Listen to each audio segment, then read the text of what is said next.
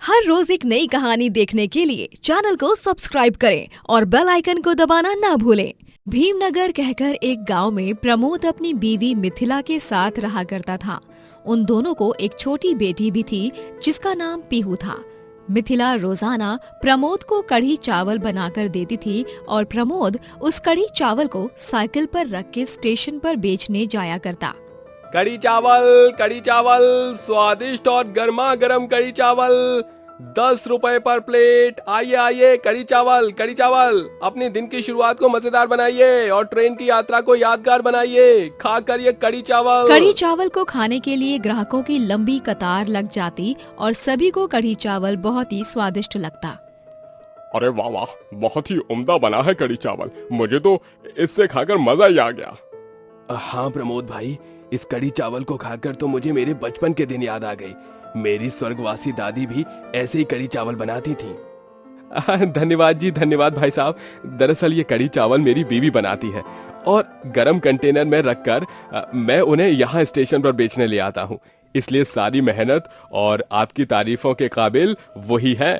मैं तो बस बेचने का काम करता हूँ। अरे जो भी हो, भाभी दुनिया के नंबर 1 कढ़ी चावल बनाती हैं सच में। दिन भर प्रमोद के कढ़ी चावल बिकते और वो ढेर सारे पैसे कमाता।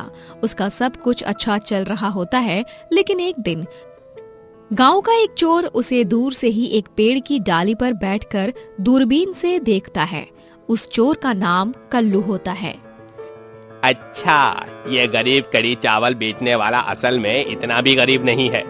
दिन भर ये स्टेशन के पास खड़े रहकर कढ़ी चावल बेचता है और हजारों रुपए कमा लेते हैं दिन में। बेटा, अपनी जिंदगी के कुछ आखिरी लम्हे जी ले, क्योंकि अभी ये कल्लू करेगा तुझ पर अटैक और ले लेगा तेरी जगह, वो भी हमेशा हमेशा के लिए। कल्लू अगले ही दिन शाम में जब प्रमोद घर जा रहा होता है तभी उसे अगवा कर लेता है और उसे जान से मारकर गांव की एक पुरानी नदी में फेंक देता है। सुना है इस नदी में कई सारे समुद्री जानवर हैं। बस अब वो सारे इस प्रमोद के बच्चे को खा जाएं, फिर तो इसकी लाश भी नहीं मिलेगी और ये जाएगा सीधे उन समुद्री जानवरों के पेट में। चोरी करके भी मैं दिन में इतना प्रॉफिट नहीं कमा पाता हूँ जितना ये कढ़ी चावल बेचकर कमा लेते हैं, इसलिए मुझे ये खतरनाक तिकड़म अपनानी पड़ रही है। कल्लू अगली सुबह प्रमोद के घर जाता है और उसकी बीवी मिथिला से कहता है, मिथिला भाभी नमस्ते, मैं कल्लू, मैं प्रमोद भाई का चचेरा भाई।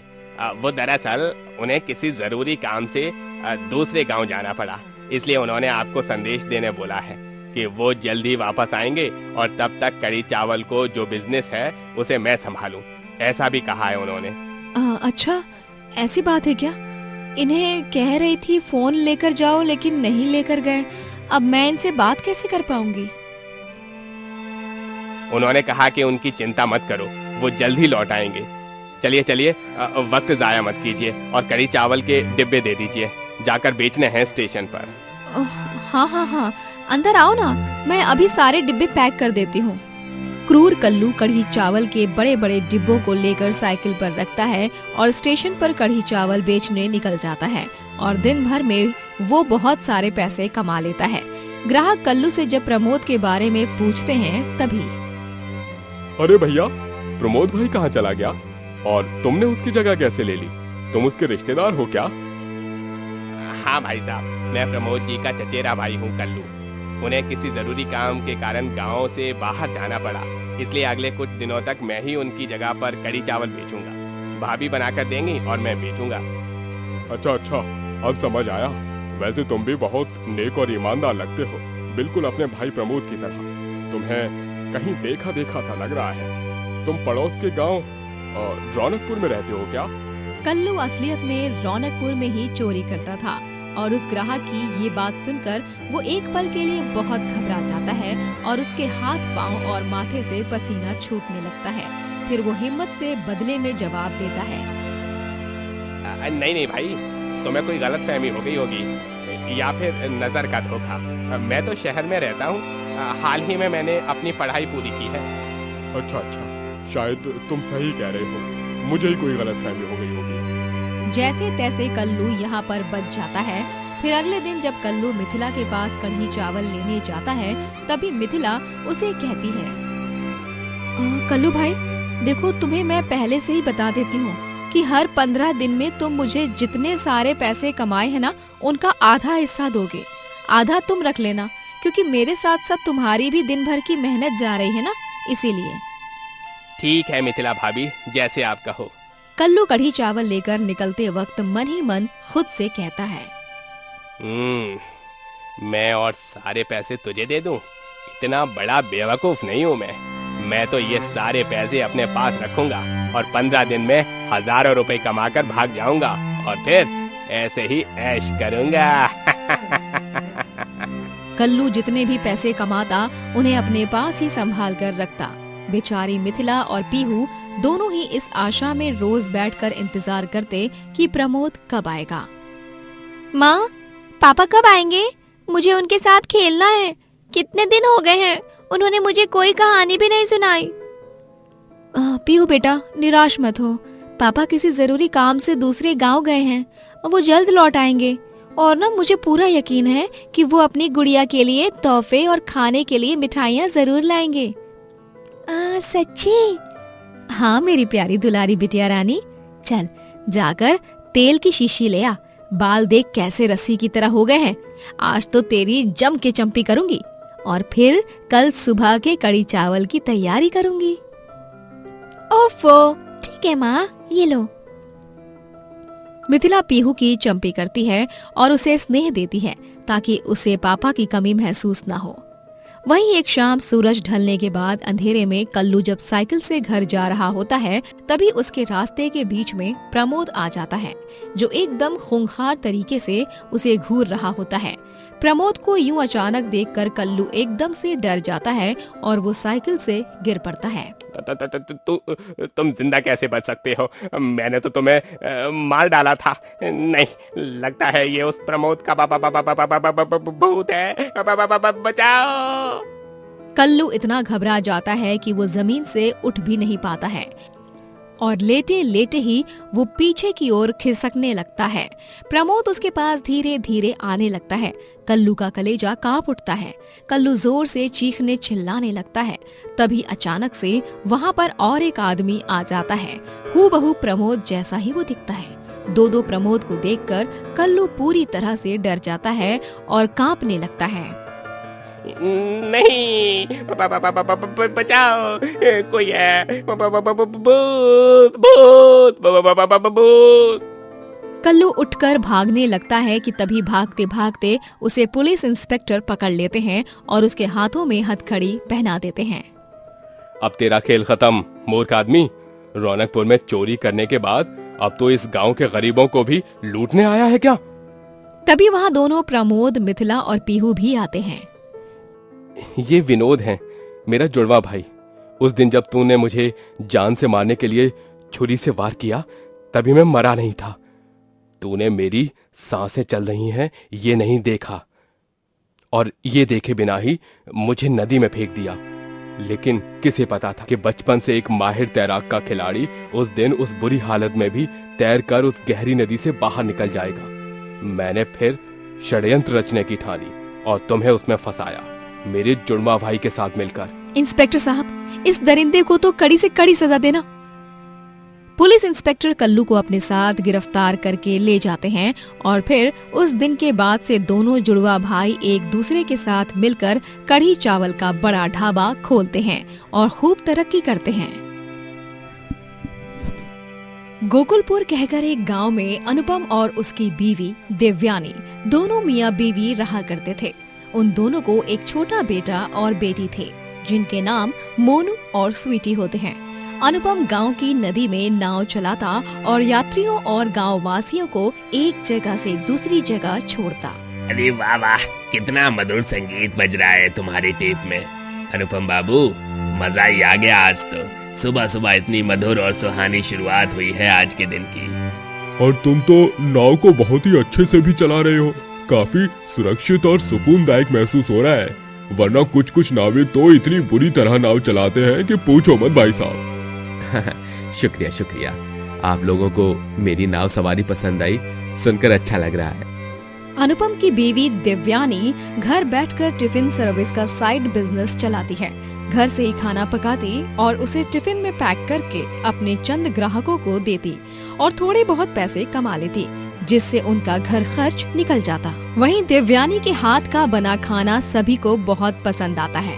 आहा, ओहो, क्या लाजवाब खाना पकाया है आज तुमने देवयानी। तुम तो मास्टर शेफ ही हो। जी आप भी ना। अच्छा सुनिए, ये पूरी सब्जी खाइए, तब तक मैं आप तीनों के लिए खीर बना कर लाती हूँ। हाँ माँ, मुझे 2 कटोरी खीर देना। आपके हाथ की खीर को खाने के बाद दिल ही नहीं भरता। हाँ माँ, मुझे भी। ठीक है बच्चों। दिव्यानी के हाथ का बना खाना आस पड़ोस में मशहूर था। उसके टिफिन सर्विस वाले सारे कस्टमर्स भी उसकी तारीफों के पुल बांधते रहते। दोनों पति पत्नी खुशी से पूरी मेहनत करके अपना घर चला रहे होते हैं, लेकिन वो कहते हैं ना, खुशियों को नजर लगने में देर नहीं लगती। एक दिन अचानक से अनुपम का एक कार से टक्कर होने के कारण एक्सीडेंट हो जाता है और उसके दोनों हाथ पैर बुरी तरह घायल हो जाते हैं, जिसके चलते अब वो रात दिन बिस्तर पर ही पड़ा रहता। मुझे माफ कर दो देवयानी, मेरे कारण तुम्हें ये दिन देखने पड़ रहे हैं। अब घर खर्च कैसे चलेगा? मोनू और स्वीटी की स्कूल की फीस, बिजली का बिल, घर का राशन। देखिए अनुपम जी, आप इन सब बातों की चिंता मत कीजिए। खामखा आपकी तबीयत और ज्यादा बिगड़ जाएगी। आप अभी बस आराम कीजिए। देवयानी, नदी किनारे मेरी नाव होगी। इससे पहले कि सूर्यास्त के बाद उसे कोई चुरा ले, तुम जाकर उस नदी के पास के नानकू चाचा की झोपड़ी के बगल में बांध दो जाके। ठीक है अनुपम जी। देवयानी नदी किनारे जाती है और उस नाव को ननकू चाचा की झोपड़ी के बगल में बांध देती है। वो अब अपने टिफिन सर्विस से ही घर चला रही होती है और अनुपम का ख्याल भी रख रही होती है, लेकिन उसके होम टिफिन सर्विस से मिलने वाले पैसे बहुत कम पड़ जाते हैं और वो बहुत चिंताग्रस्त हो जाती है। हे भगवान, इतने से पैसों में मैं क्या क्या करूंगी? घर का खर्चा इतना सारा है, लेकिन पैसे बहुत कम पड़ रहे हैं। तभी उसकी पड़ोसन नूतन आती है। देवयानी, ओ देवयानी, माफ करना, लेकिन मैंने तेरी सारी बातें खिड़की से सुन ली और मेरे पास तेरी इस दुविधा का एक बहुत ही अच्छा और फायदेमंद सुझाव भी है। जानना चाहेगी क्या? बताओ ना नूतन बहन। क्यों ना तुम एक तैरता हुआ नाव ढाबा चलाओ। एक तैरता हुआ नाव ढाबा? मैं समझी नहीं नूतन बहन। अरे पगली, तुम्हारे पति यानी अनुपम भाई की जो नाव है ना, तुम उसे चलाना और उसमें खाना भी बेचना। यात्री और गांव वाले अक्सर नाव के लंबे सफर में खाने को कुछ न कुछ ले जाते हैं, जैसे ट्रेन में भी समोसे वाला, चाय वाला ये सब खाना बेचते हैं। वैसे ही तुम भी अपने हाथ का बना स्वादिष्ट खाना बेच सकती हो नाव चलाते हुए। हाँ। नूतन का ये सुझाव सुनकर देवयानी बहुत खुश हो जाती है। अरे वाह, ये तो बहुत ही बढ़िया सुझाव है नूतन बहन, धन्यवाद। मैंने भी इनसे कई दफा सुना है कि यात्री उन्हें पूछते हैं कि कुछ खान पान का बंदोबस्त क्यों नहीं कर लेते नाव में। अब तो मैं अपना तैरता हुआ नाव का ढाबा खोल कर ही रहूंगी। जी बेटा। देवयानी अब ढेर सारा खाना पकाकर उसे गर्म बर्तनों में रखती है और नाव में उन बर्तनों को स्टोर करके नाव चलाती है और यात्रियों को भी उसके हाथ का खाना बहुत ही स्वादिष्ट लगता है। ओए होए ओए होए ओए होए ओए होए, इतने स्वादिष्ट छोले भटूरे तो पूरे पंजाब में भी नहीं मिलते होंगे जितने आपने बनाए हैं देवयानी भाभी। अरे मैं तो आपके इस तैरते हुए नाव ढाबा के यूनिक कॉन्सेप्ट का फैन बन गया हूँ। आपने तो रॉक कर दिया। आपका बहुत बहुत धन्यवाद भाई। अब से तो मैं घर से नाश्ता करके आऊंगा ही नहीं, क्योंकि रोजाना आपके नाव ढाबे में मुझे स्पेशल भोपाली पोहा और मक्खन से भरपूर मजेदार आलू के पराठे जो मिलेंगे, हम सबकी तो दिवाली बन गई। क्यों ना मैं आपके इस नाव ढाबा का वीडियो शूट करूं देवयानी भाभी। मैं एक ऑनलाइन ट्रैवल ब्लॉगर हूँ। आपके इस अमेजिंग से नाव ढाबे को देखकर सभी लोग बहुत आकर्षित होंगे और आप हर एक ऑनलाइन प्लेटफॉर्म पर आग लगा दोगी। सच? ठीक है, कर लो शूट, मेरा मतलब है शूट। वो आदमी देवयानी के नाव ढाबा का वीडियो शूट करता है और उस वीडियो को ऑनलाइन सोशल मीडिया प्लेटफॉर्म्स पर पोस्ट करता है और रातों रात देवयानी पूरे देश में फेमस हो जाती है। अरे देवयानी भाभी, आपने तो सारे रिकॉर्ड्स तोड़ दिए, फोड़ दिए। अरे आप सोशल मीडिया पर ट्रेंड कर रही हो और आपके वीडियो को रातों रात पूरे 20 लाख व्यूज आए हैं। वूहू! क्या? देवयानी को यकीन ही नहीं होता है और वो बहुत भावुक हो जाती है। मुझे यकीन ही नहीं हो पा रहा है कि मैं फेमस हो गई हूँ, पर कैसे? हे भगवान, आपका लाख लाख शुक्र है। देवयानी घर जाकर सारी बात अनुपम, मोनू और स्वीटी को भी बताती है और वो सब भी बहुत खुश हो जाते हैं। अरे वाह, मुझे तुम पर बहुत गर्व महसूस हो रहा है देवयानी। आप दुनिया की बेस्ट माँ हो। अब बस आप जल्दी से ठीक हो जाइए, मेरी यही मनोकामना है भगवान से। देवयानी अब खुशी से अपना जीवन गुजार रही होती है। दूर दरार से लोग उसके ढाबे पर खाना खाने आते हैं और पानी और मधुर संगीत का भी आनंद उठाते हैं। देवयानी अच्छे खासे पैसे भी कमाने लगती है, लेकिन एक दिन अचानक से वो देखती है कि उसकी नाव कहीं खो गई है और वो नदी किनारे नहीं है। हे भगवान, मेरी नाव कहाँ चली गई? कल रात को तो मैं उसे यहीं पर बांध कर गई थी, पानी में भी नहीं गई होगी वो अपने आप, तो आखिर गई तो कहाँ गई? देवयानी बहुत घबरा जाती है। वो अपनी नाव को बहुत ढूंढती है, लेकिन उसे उसकी नाव कहीं नहीं मिलती। वो नाव की तलाश में जंगल के बीच आ जाती है और वहाँ पर वो एक पिंजरे में फंस जाती है। कोई है? अरे मेरी मदद करो, मुझे इस पिंजरे से बाहर निकालो। हे माता रानी, मेरी मदद कीजिए। तभी वहाँ पर गुंडे देवयानी को घेर लेते हैं। आज तो तुम गई, हमें पता था अपनी नाव की खोज में तुम इस जगह जरूर आओगी। अब तो तुम हमारे जाल में फंसी गई। छोड़ दो मुझे, क्यों परेशान कर रहे हो? छोड़ दो मुझे, छोड़ दो। देवयानी बिलक बिलक कर रो रही होती है और चिल्ला रही होती है। तभी वहाँ पर 2 शेर आ जाते हैं और वो उन गुंडों को देखकर उनके पास जाते हैं और दहाड़ते हैं, जिससे डरकर गुंडे वहाँ से दुम दबाकर भाग जाते हैं और वो पिंजरे को भी तोड़ते हैं और देवयानी को वहाँ से आजाद कराते हैं। धन्यवाद माता रानी, आपने वाहनों को मेरी मदद के लिए भेजा है, धन्यवाद।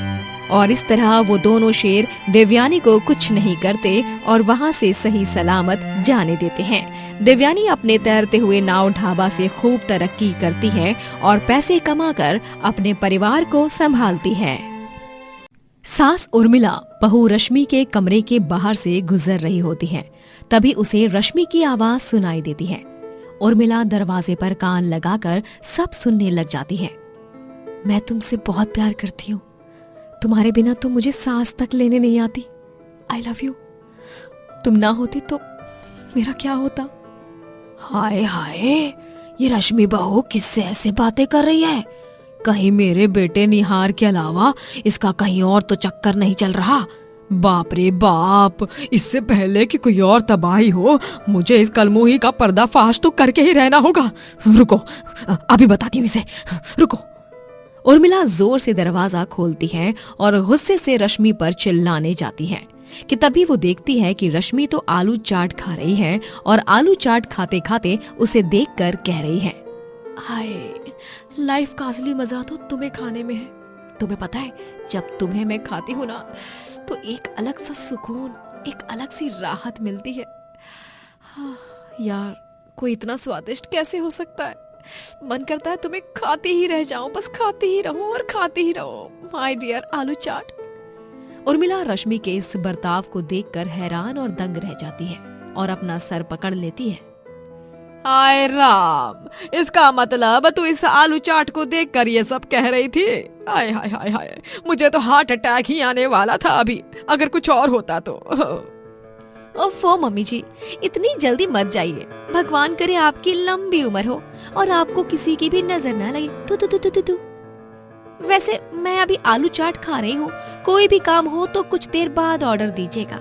फिलहाल मेरी पेट पूजा चल रही है। अरे ओ नास बेटी, कितना आलू चाट खाएगी रे?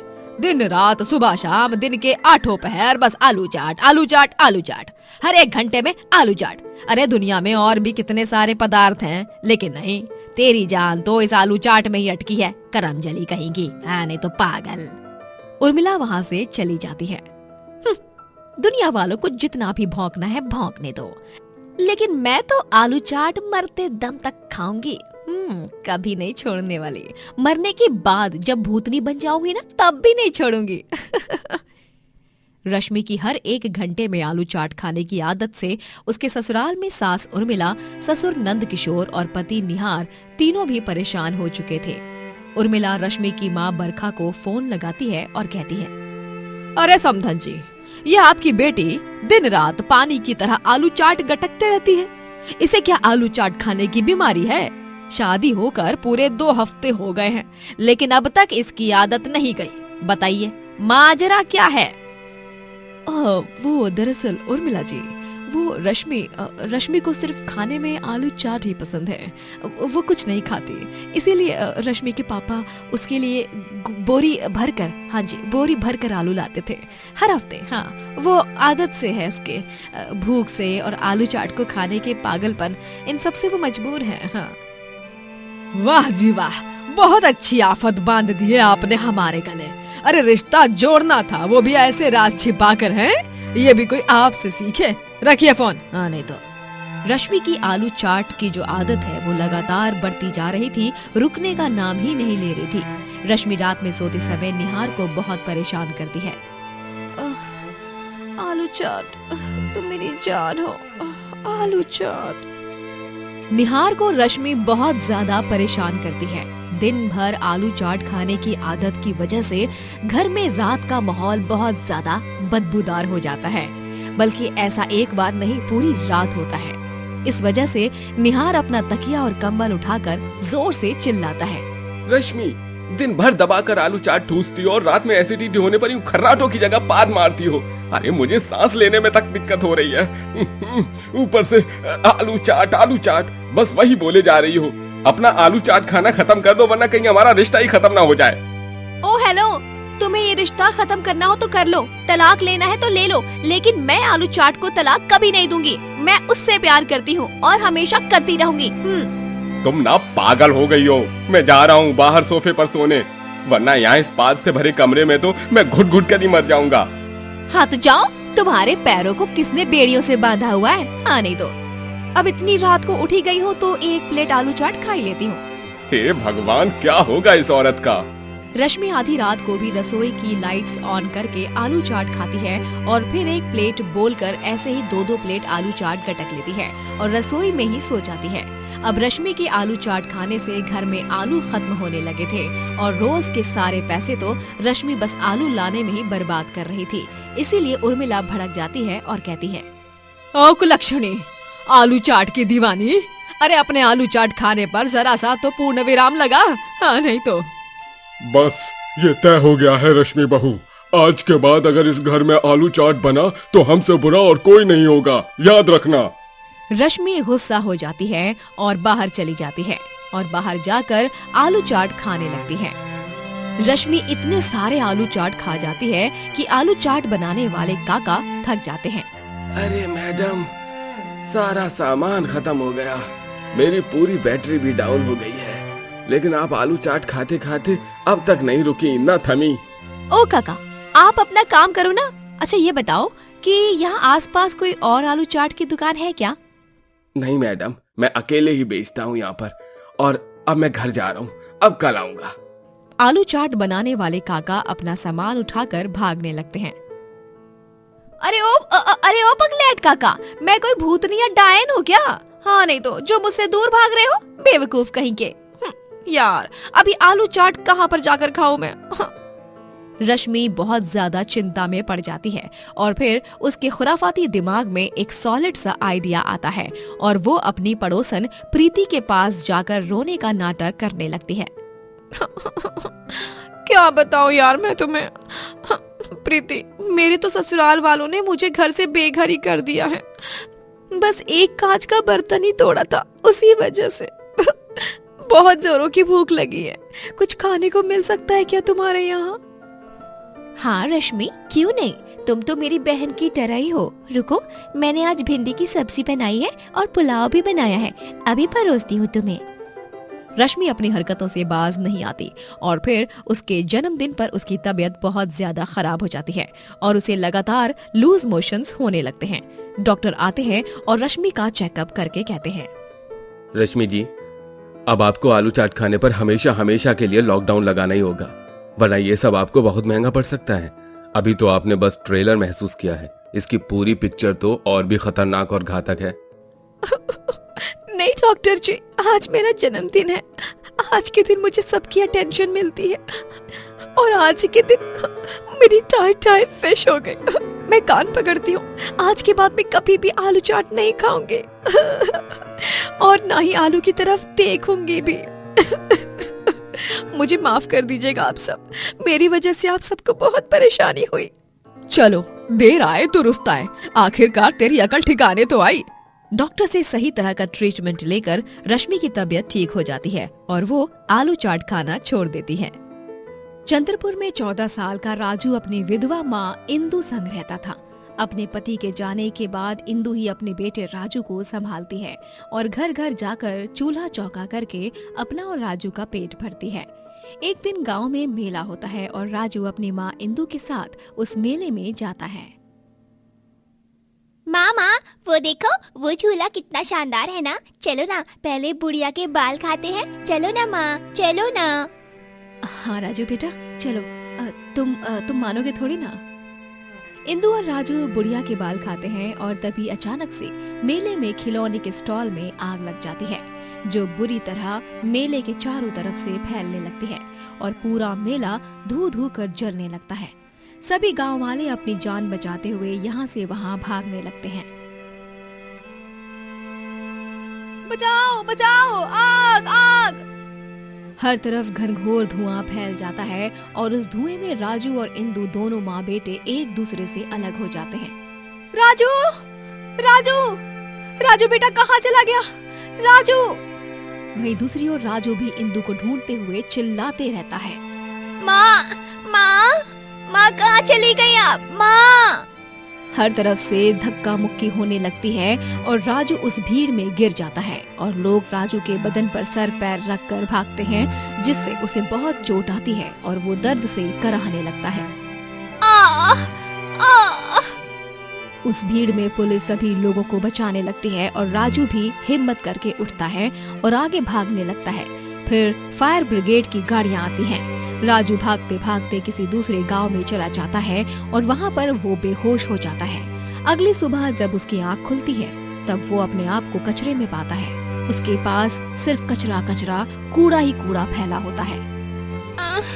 ये मैं कहाँ आ गया? कल रात को मेले में मेरी माँ मुझसे अलग हो गई थी। मुझे मेरी माँ को ढूंढना होगा, वो बहुत परेशान हो गई होंगी।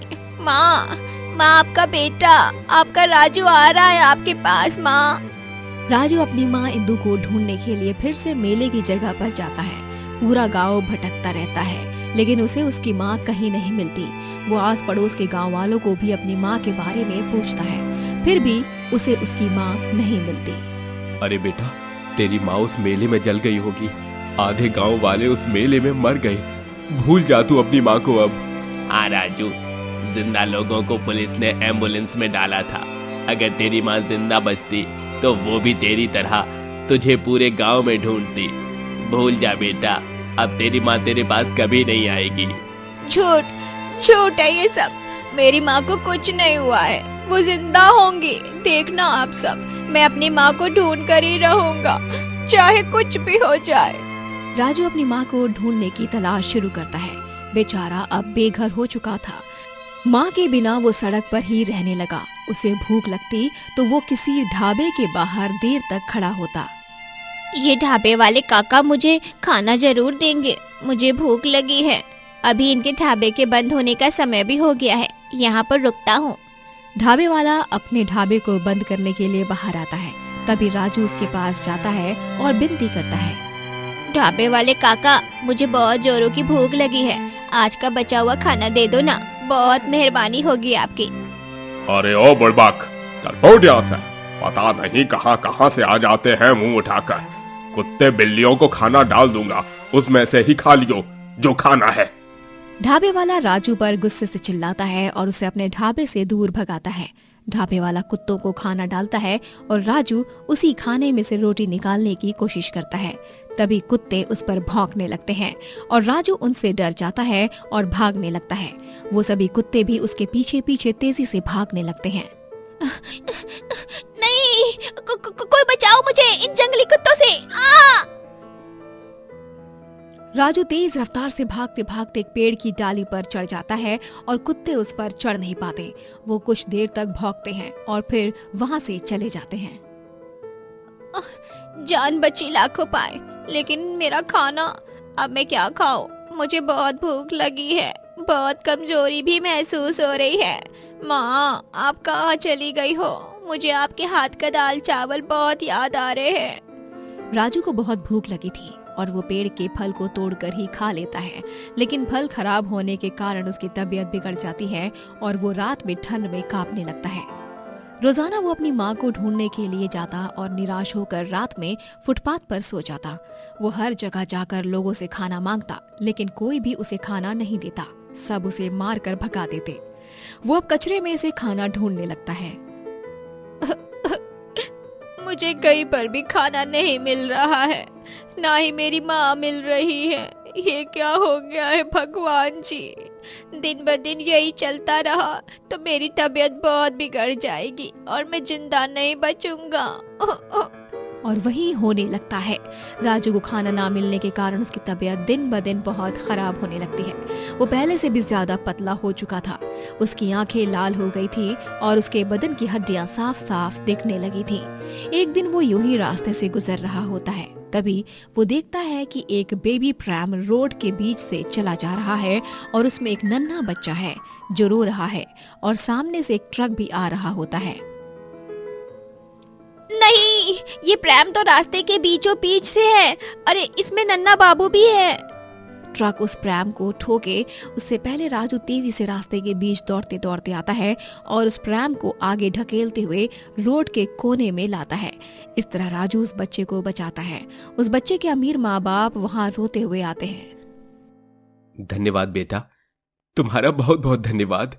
आज अगर सही समय पर तुम हमारे बच्चे को नहीं बचाते तो ना जाने क्या हो जाता। हाँ बेटा, हम तुम्हारी जिंदगी भर एहसानमंद रहेंगे। धन्यवाद बेटा। साहब, आपके बच्चे को बचाना इंसानियत के नाते मेरा धर्म था। अमीर आदमी खुश होकर राजू को अपने घर ले जाता है और तभी राजू देखता है कि उसकी माँ इंदु उस अमीर आदमी के घर पर नौकरानी का काम करती है। माँ! राजू! दोनों माँ बेटे भावुक हो जाते हैं और एक दूसरे को कस के गले लगाते हैं।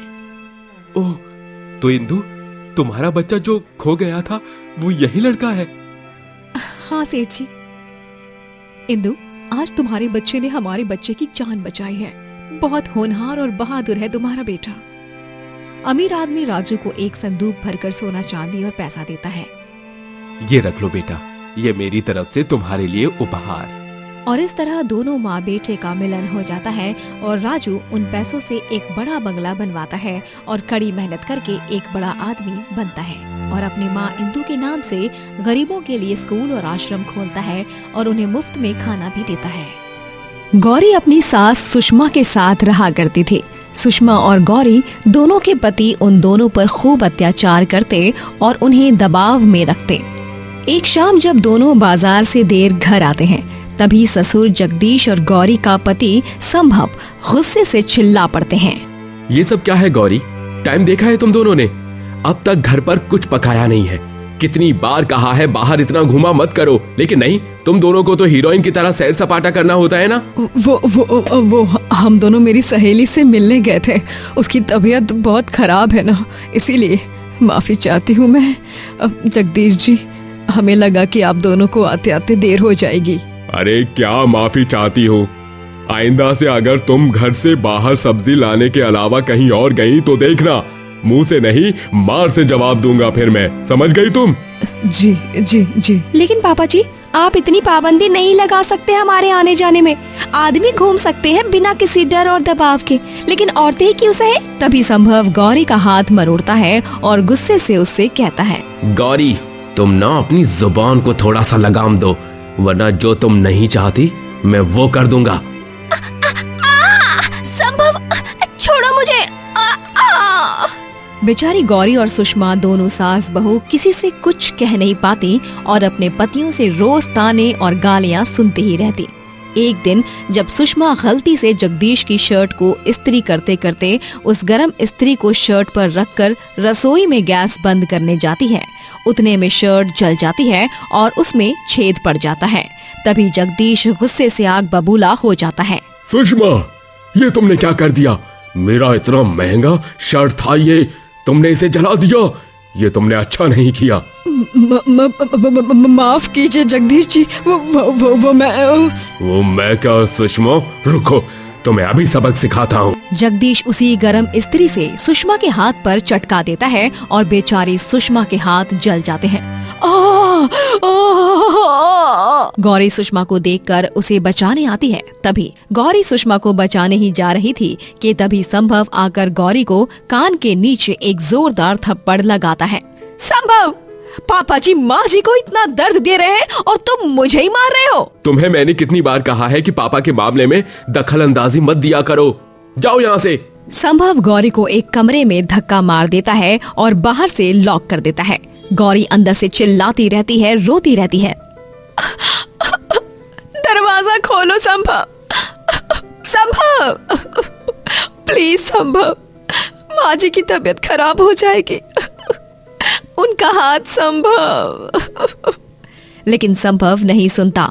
सुषमा और गौरी दोनों सास बहू बहुत ही स्वादिष्ट खाना बनाया करती और जो कोई भी उनके हाथ का खाना खाता वो उनकी तारीफ के पुल बांधता रहता। लेकिन एक दिन दोनों की तबीयत खराब होने के कारण उनसे खाना अच्छा नहीं बनता, जिससे संभव और जगदीश दोनों को गुस्सा आता है और वो दोनों ही उन्हें बेल्ट से मारने लगते हैं। बनाएगी घटिया खाना? बोल, बनाएगी? हाँ, आज तो तुम्हारी खैर नहीं, आज तुमने हमारे मुंह का स्वाद बिगाड़ दिया। नहीं, हमें मत मारो, हमें मत मारो, नहीं, हमें मत मारो, हमें मत मारो। तभी अचानक से वहाँ पर पुलिस आ जाती है और वो संभव और जगदीश को गिरफ्तार कर लेती है। हमें आपके पड़ोसियों ने ये सारी झगड़े की आवाज सुनकर फोन किया, इसलिए हम तुरंत आ गए आप दोनों की हिफाजत के लिए। चलो ओए दरिंदो, अब जाकर जेल में चक्की पीसना। Thank you so much inspector साहब, इन दोनों राक्षसों को कड़ी से कड़ी सजा देना, ये मेरी विनती है आपसे। पुलिस इंस्पेक्टर क्रूर जगदीश और संभव को गिरफ्तार करके ले जाते हैं और जेल में कैद कर लेते हैं। अब दोनों गरीब सास बहू उस घर को छोड़कर एक नए मकान में रहने लगती हैं और दोनों अपना एक ढाबा खोल लेती हैं, जिसमें वो दोनों अपने हाथों से स्वादिष्ट और मजेदार खाना पकाती हैं और उसे बेचने लगती हैं। माँ जी, आप अब दाल मखनी संभालिए, मैं ये पूरियां बेलती हूँ और इन्हें तलती हूँ। नहीं गौरी बहू, मैं कर लूंगी, तू ग्राहकों को भी संभाल रही है ना? नहीं माँ जी, मैं कह रही हूँ ना, आप दीजिए मुझे। इस तरह दोनों सास बहू साथ मिलकर ढाबा संभालते हैं। लेकिन एक दिन अचानक से एक घमंडी अमीर आदमी उनके ढाबे पर आता है और वो उनसे कहता है, ओ मैडम, चलो चलो, अपना ढाबा हटाओ अब यहाँ से, बहुत हो गया तुम दोनों का ड्रामा। अब मुझे इस जमीन पर अपना बंगलो बनाना है, जाओ निकल जाओ यहाँ से अपने ढाबे को खाली करके। अरे ऐसे कैसे? हम इस ढाबे का भाड़ा देते हैं हर महीने, ये जमीन आपकी नहीं किसी और की है, तो आप कैसे हक जता रहे हो? अरे ओ मैडम, उस ढोलकिया से मैंने ये जमीन खरीद ली है, जल्दी से अपना ढाबा खाली करो, वरना मुझे ही जेसीबी बुलानी होगी और ढाबे के साथ ही आप दोनों का नामो निशान मिटाना होगा। वो बुरा अमीर आदमी बेचारी दोनों सास बहू के ढाबे को उन्हीं की नजरों के सामने तोड़ देता है और उन्हें वहाँ से निकाल देता है। अब दोनों सास बहू यहाँ से वहाँ दर दर भटकने लगती हैं। गौरी बहू, अब हम क्या करेंगे? हमारा तो ढाबा ही चला गया, हमारे जीने का जरिया, हमारी रोजी रोटी छीन ली उस दुष्ट आदमी ने हमसे। चिंता मत कीजिए माँ जी, हमें हिम्मत नहीं हारनी है और बस आगे बढ़ते ही जाना है। फिर चाहे इस सफर में कुछ रास्तों पर हमें जीत मिले या फिर हार, दोनों जा ही रही होती हैं कि उतने में बीच रास्ते में उनके सामने एक ट्रक रुक जाता है। हे भगवान, बच गए, वरना आज तो बातों बातों में ये ट्रक हमें ठोक ही देती। तभी उस ट्रक में से एक आदमी उतरता है और उसे देखकर गौरी चकित रह जाती है और वो आदमी भी गौरी को देखकर हैरान रह जाता है। धीरज, तुम यहाँ? गौरी, तुम यहाँ? तुम दोनों भी एक दूसरे को जानते हो क्या गौरी बहू? हाँ माँ जी, ये धीरज है, ये मेरा बचपन का दोस्त है, शक्ल और सूरत से अब तक नहीं बदला। और तुम भी नहीं। नमस्ते आंटी जी। नमस्ते बेटा। दरअसल ये ट्रक मेरे पास पड़े पड़े खराब हो जाए, इसलिए इसे मैं किसी को तो बेचने जा रहा हूँ। लेकिन गौरी आंटी जी, आप दोनों इतने उदास और टेंस्ड क्यों लग रहे हो? और तुम्हारा मंगलसूत्र कहाँ है? मैंने सुना तुम्हारी तो शादी हो गई है। तभी गौरी और सुषमा दोनों धीरज को अपनी दुख भरी कहानी बताते हैं और उसे सुनने के बाद धीरज कहता है, सॉरी गौरी, सॉरी आंटी जी, आप दोनों की कहानी सुनकर बहुत बुरा लग रहा है, लेकिन अच्छा हुआ कि वो दोनों जेल में चक्की पीस रहे हैं। गौरी, मेरे पास एक सुझाव है। आप दोनों का ढाबा नहीं रहा तो क्या हुआ, मेरी ट्रक है ना। मतलब ये कि तुम मेरी ट्रक में अपना ढाबा खोल दो, एक चलता फिरता ढाबा। सारा खाना अंदर पकेगा, कुछ पका पकाया आएगा, और आजकल फूड ट्रक्स का खाना लोग बहुत ही शौक से खाते हैं। हाँ धीरज, थैंक यू अपनी ट्रक को हमें देने के लिए। अरे it's fine, you are most welcome Gauri. फिर क्या, गौरी और सुषमा दोनों सास बहू ट्रक ढाबा चलाने लगती हैं और ट्रक में से खाना बेचती हैं और लोग बड़े ही चाव से उनका खाना खाते हैं। इस तरह दोनों सास बहू मेहनत करके पैसे कमाती हैं। अरे वाह वाह, क्या कमाल की आलू पूरी है, मजा ही आ गया। मुझे एक और प्लेट दे दो। अरे खाना बहुत अच्छा है और फ्रेश है। मुझे आप दोनों सास बहू का ये ट्रक ढाबा एकदम अमेजिंग लगा। इस तरह दोनों सास बहू मेहनत करके पैसे कमाती हैं और आगे चलकर धीरज और गौरी दोनों को भी एक दूसरे से प्यार हो जाता है और सास सुषमा उन दोनों की शादी करवाती हैं। स्वर्णपुर कहकर एक गांव में गोपाल नामक एक गरीब आदमी अपनी बीवी रंभा और छोटे बेटे मुन्ना के साथ रहा करता था। गोपाल गांव में एक जगह पर ठेला लगाकर पानी पूरी बेचा करता था।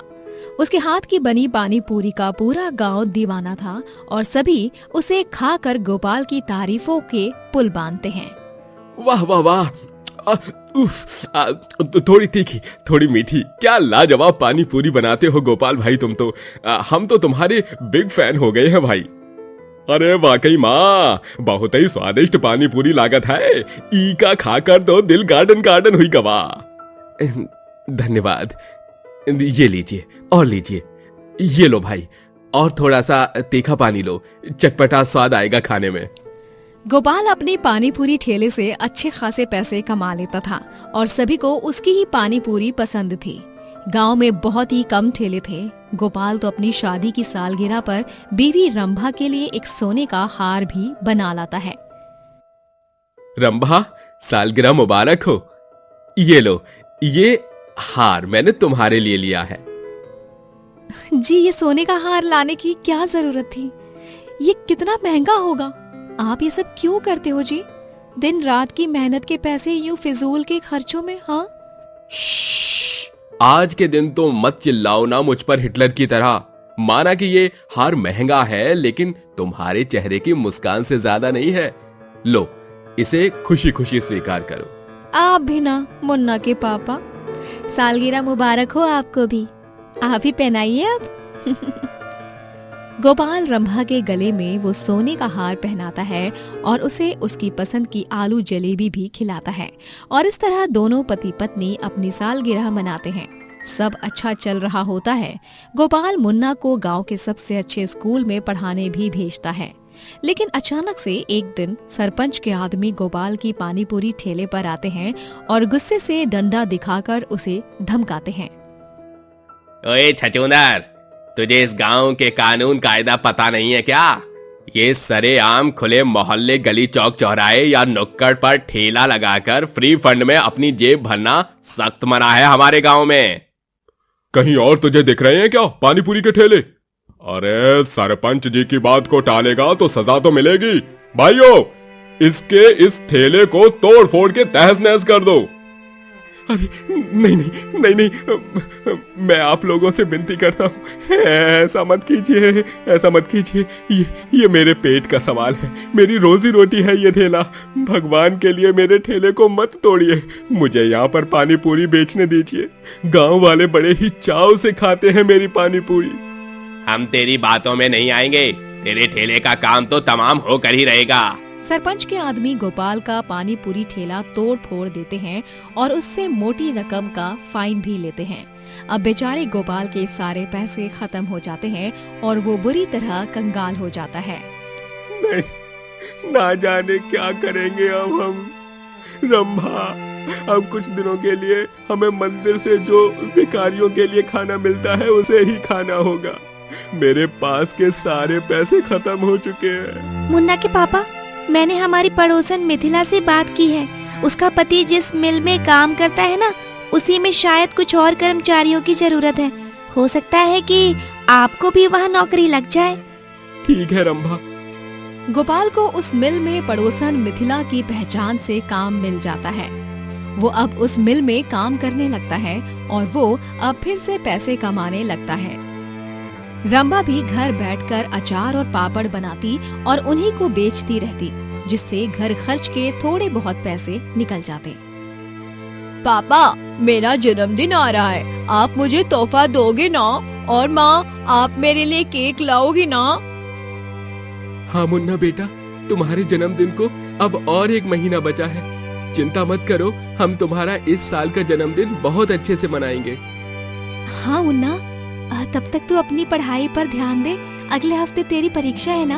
हाँ माँ। लेकिन एक दिन अचानक से मिल में गैस लीक होने के कारण बॉम्ब ब्लास्ट हो जाता है और बहुत से कर्मचारी घायल हो जाते हैं और 6 कर्मचारी मर जाते हैं। गोपाल बच जाता है और थोड़ा सा घायल हो जाता है। अब ठीक हो जाने पर वो अपने लिए नई नौकरी तलाश करने निकलता है, लेकिन इस बार भी उसे नौकरी नहीं मिलती। एक शाम निराश होकर जब वो घर लौट रहा होता है, तभी उसे सड़क के किनारे पर एक खटारा टूटी हुई मोटर बाइक दिखती है। अरे ये मोटर बाइक, ये इतनी भी खराब स्थिति में नहीं है। मैं इसे ठीक करके इस्तेमाल कर सकता हूँ और हो सके तो इस पर सवार होकर पानी पूरी भी बेच सकता हूँ। ठेले को खड़ा करें तो गलत होगा, लेकिन मोटर बाइक के लिए कोई कुछ नहीं कहेगा। गोपाल उस खटारा मोटर बाइक को अपने घर ले जाता है और आंगन में रखकर उसे रिपेयर करने लगता है। तभी रंभा उससे कहती है, मुन्ना के पापा, आपने इसे ला तो दिया, लेकिन आप इसे रिपेयर कैसे करेंगे? आप मैकेनिक थोड़ी हैं। जानता हूँ रंभा, लेकिन मेरे पापा एक मैकेनिक थे। वो अक्सर मुझे अपने गैराज ले जाया करते थे, जहाँ पर वो काम किया करते थे, और मैं उन्हें देख देख कर थोड़ा बहुत सीख गया। गोपाल उस मोटर बाइक को रिपेयर कर देता है और फिर पानी पूरी बेचने लगता है। मोटर बाइक पानी पूरी वाला, मोटर बाइक पानी पूरी वाला, स्वादिष्ट, मजेदार और चटपटी पानी पूरी। ग्राहकों को गोपाल का यूं मोटर बाइक पर पानी पूरी बेचने का अंदाज काफी आकर्षित कर देता है और वो सभी उसके पास पानी पूरी खाने आते हैं। ला ला ला ला, पानी पूरी, वो भी एक मोटर बाइक पर। बहुत ही बढ़िया तरीका है भाई। चलो चलो, मुझे 2 प्लेट पानी पूरी बनाकर दे दो, वरना इतनी शानदार खुशबू सूंघ कर ही मैं फ्लैट हो जाऊंगा। अभी देता हूँ। गोपाल के मोटर बाइक पानी पूरी स्टॉल पर बहुत सारे लोग आकर पानी पूरी खाने लगते हैं और गोपाल की प्रशंसा भी करते हैं। ओए होए होए होए, कमाल की पानी पूरी है भाई। दिल्ली के गोलगप्पे से भी लाजवाब, बोले तो माइंड ब्लोइंग। मैं तो आपके इस अनोखे मोटर बाइक पानी पूरी स्टॉल का वीडियो भी बनाऊंगा। वो ग्राहक गोपाल के मोटर बाइक पानी पूरी स्टॉल का वीडियो बनाकर ऑनलाइन सोशल मीडिया पर अपलोड कर देता है, जिसके बाद गोपाल बहुत मशहूर हो जाता है और ट्रेंड करने लगता है हर एक सोशल मीडिया प्लेटफॉर्म पर। अरे गोपाल काका, आप तो पूरे ऑनलाइन जगत पर राज कर रहे हो, वो भी नंबर 1 पर ट्रेंड करते हुए। हर जगह सिर्फ आप ही की पोस्ट है, आप ही के वीडियोस हैं। अरे वाह, ये तो कमाल हो गया। जय हो ऊपर वाले की। गोपाल फौरन जाकर मंदिर में भोग प्रसाद चढ़ाता है और हाथ जोड़कर भगवान को शुक्रिया अदा करता है। उसके बाद वो अपने बेटे मुन्ना का धूमधाम से जन्मदिन भी मनाता है। मुन्ना बेटा, ये देखो, पापा ने आपके लिए कितना बड़ा गिफ्ट लाए हैं। हैप्पी बर्थडे बेटा। ये शुक्रिया पापा, आप दुनिया के सबसे बेस्ट पापा हो। ये और ये रहा मेरा मुन्ना के लिए एक बड़ा सा बर्थडे केक। गोपाल अपने परिवार संग अब खुशी से रहने लगता है और ऑनलाइन प्लेटफॉर्म पर वो इतना फेमस हो जाता है कि सभी उसका नाम पानी पूरी किंग रख देते हैं। और वो भी अपना YouTube चैनल बनाता है और अपने चैनल और मोटर बाइक स्टॉल दोनों का नाम पानी पूरी किंग रखता है। पानी पूरी किंग, तुम तो छा गई यार। तुम्हारी पानी पूरी खाना किसी बड़े ब्रांड के कपड़े पहनने से कम नहीं रह गया है अभी। दिल से फैन हूँ भाई। मतलब तुम्हारी पानी पूरी जैसे ही मुंह में घुलती है वैसे ही आत्मा एकदम अजब से गजब से लोग पहुँच जाती है। शुक्रिया मेरे भाई। इसी तरह गोपाल को सभी स्नेह और प्यार देते ही रहते और दूर दूर से लोग उसके मोटर बाइक पानी पूरी स्टॉल पर आकर पानी पूरी खाते और उसके साथ सेल्फी भी खिंचवाते। इस कहानी से हमें ये सीख मिलती है कि सबसे बुरे और मुश्किल हालातों में भी कई बार कोई बेकाम की चीज हमारे बहुत काम आ सकती है, जैसे कि गोपाल की कहानी में मोटर बाइक आई।